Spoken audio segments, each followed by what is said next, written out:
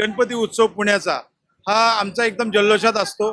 पुण्यासारखा जल्लोष असं कुठंच होत नाही। एकंदरीत माझ्या माहितीप्रमाणे तरी आमच्या पुण्याचा उत्सव सगळ्यात जोरात होतो। ढोल ताशाच्या गडगडाट, डीजेच्या गडगडाट होत, पण यावेळी डीजे विषयी सांगायचं म्हणलं तर डीजेचा जो काय प्लाझ्मा वगैरे आहे, तो आम्हाला पण नकोय। डीजे असावा पण तो एक लिमिटेशन म्हणजे 2 बेस 2 टॉप हे आम्हाला स्वतःला मंडळाला आम्हाला असं वाटतं की ते असावं, म्हणून आमचा तो प्रयत्न राहणार आहे त्यावेळी।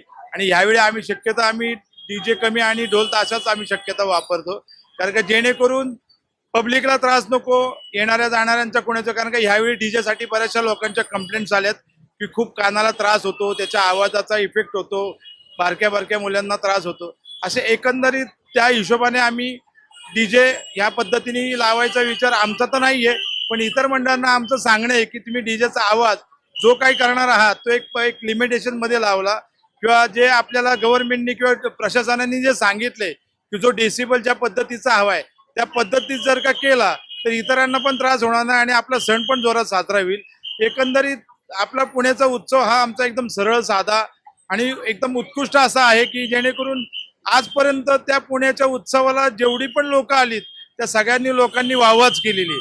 आजपर्यंत कुठल्याही गोष्टीचा असा अतिरेक कुठला झालेला नाही किंवा असा कुठलाही, आता बऱ्याच वेळा असं काय टायमाला माध्यमांना सांगितलं जातं की गणपती उत्सवामध्ये बाबा बॉम्ब ठेवण्यात येईल वगैरे वगैरे वगैरे, पण आतापर्यंत माझ्या माहितीप्रमाणे मी ह्या वयात आलोय, आतापर्यंत एकदाही अशी गोष्ट घडलेली नाहीये आणि ती घडणार पण नाहीये। बाप्पा आमच्या मागे कायम असतो।